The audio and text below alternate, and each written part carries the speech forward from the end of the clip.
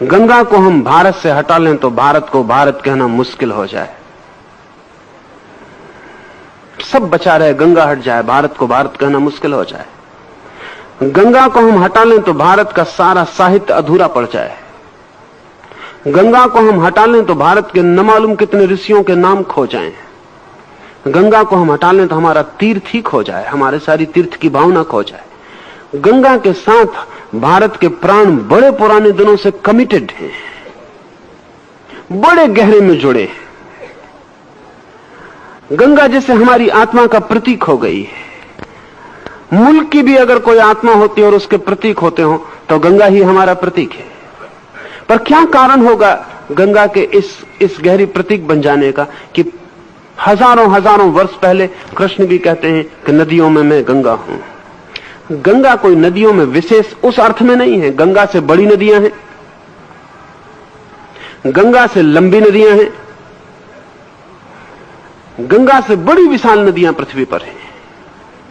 गंगा कोई लंबाई में, विशालता में, चौड़ाई में किसी दृष्टि से कोई बहुत बड़ी गंगा नहीं है, कोई बहुत बड़ी नदी नहीं है।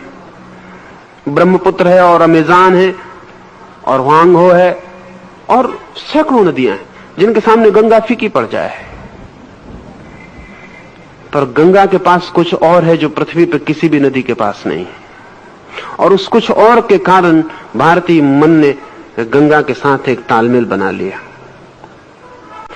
एक तो बहुत मजे की बात है कि पूरी पृथ्वी पर गंगा सबसे ज्यादा जीवंत नदी है, अलाइव। सारी नदियों का पानी आप बोतल में भर के रख दें, सभी नदियों का पानी सड़ जाएगा, गंगा भर का नहीं सड़ेगा।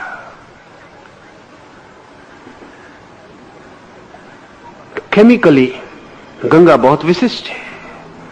उसका पानी डिटेरिएट नहीं होता, सड़ता नहीं है, वर्षों रखा रहे। बंद बोतल में भी वो अपनी पवित्रता और अपनी स्वच्छता कायम रखता है। ऐसा किसी नदी का पानी पूरी पृथ्वी पर नहीं है। सभी नदियों के पानी इस अर्थों में कमजोर है। गंगा का पानी इस अर्थों में विशेष मालूम पड़ता है, उसका विशेष केमिकल गुण मालूम पड़ता है। गंगा में इतनी लाशें हम फेंकते हैं,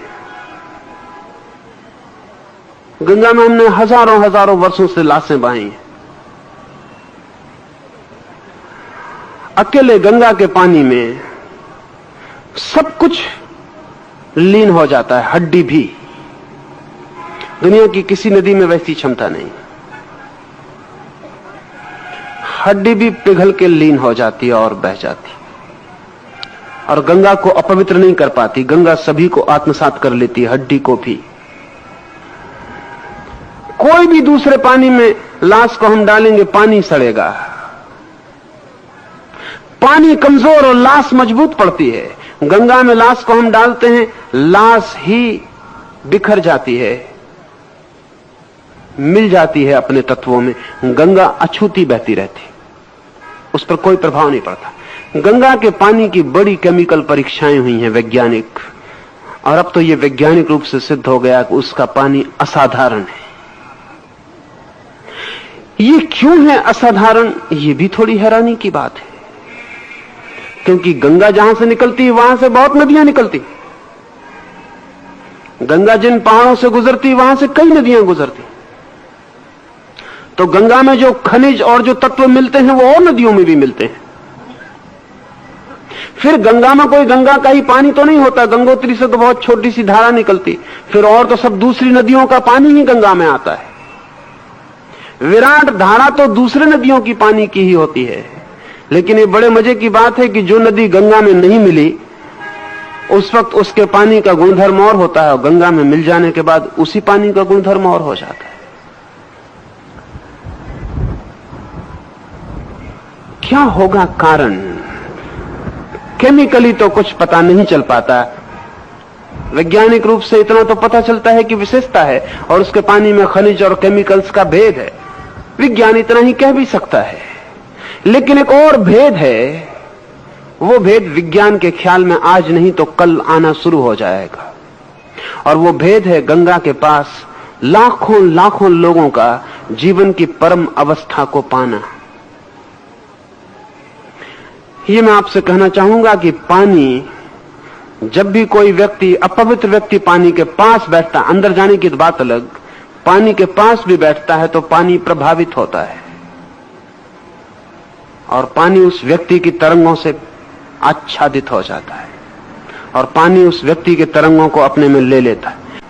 पानी बहुत शीघ्रता से चार्ज्ड हो जाता है, पानी बहुत शीघ्रता से व्यक्तित्व से अनुप्राणित हो जाता है, पानी पर छाप बन जाती है। लाखों लाखों वर्ष से भारत के मनीषी गंगा के किनारे बैठकर प्रभु को पाने की चेष्टा करते रहे हैं और जब भी कोई एक व्यक्ति ने गंगा के किनारे प्रभु को पाया है तो गंगा उस उपलब्धि से वंचित नहीं रही। गंगा भी आच्छादित हो गई है। गंगा का किनारा, गंगा की रेत के कण कण, गंगा का पानी, सब इन लाखों वर्षों में एक विशेष रूप से स्पिरिचुअली चार्ज्ड, आध्यात्मिक रूप से तरंगायित हो गया है।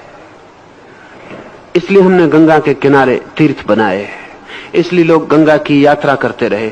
इसलिए लोग सोचते थे कि गंगा में जाके पाप धुल जाएंगे। वो पाप गंगा की वजह से नहीं धुल सकते, लेकिन गंगा के पास जो मिल्यू है, गंगा के पास जो वातावरण है, वो जो लाखों लाखों वर्षों की छाया है, उस छाया में जरूर आप अगर अपने हृदय के द्वार खोलें तो आप दूसरे आदमी होकर वापस लौट सकते।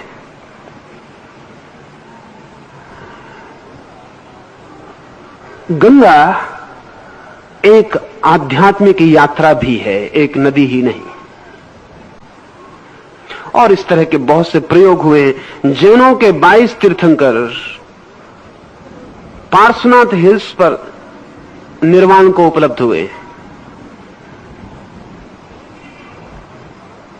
एक ही पर्वत पर 22 तीर्थंकर निर्वाण को उपलब्ध हुए, 24 तीर्थंकर में से।